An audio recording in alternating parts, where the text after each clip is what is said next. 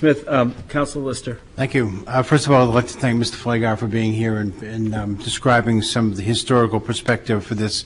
I think it's important. The more information we get out to the community, the better, to make sure that people understand what the process has been. With contracts and negotiations over a long period of time, this isn't something that just started 2 years ago.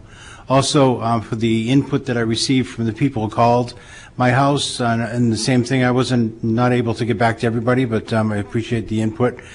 Some of the comments I have are very similar to Councilor Smith, but with his passion, I will leave it at that. But I do agree with Councilor Smith with the points that he made. There's no question that contract reform is necessary in the future with the other contracts that are coming before us. These are guidelines that we have to establish as we start looking at other contracts and negotiations. There has to be a balance between being responsible for the taxpayers and the quality services that we all expect in this city. And we talk about that all the time. This contract was sent back to the Police Commission at least twice since I've been on the City Council, and I understand 3 times prior to that. So, and they've certainly given some concessions in overtime in other areas. I believe in good faith negotiations, and I know Attorney Flagar said that in his comments.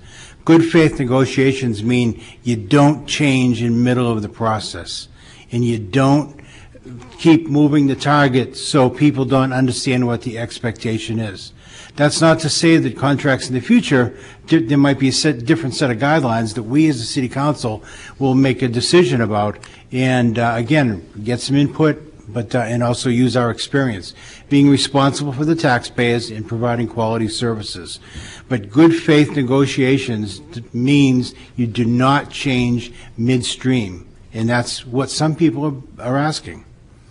You've heard that we don't have the opportunity to really address the retirement position and the requirements, but we do need to work with our legislative delegation, as well as some of the health reform requirements that we want to look at in the future, to be able to look at changing some of the health requirements because that is such a big ticket item. For these reasons, I believe that this is a good contract, and I will support the contract.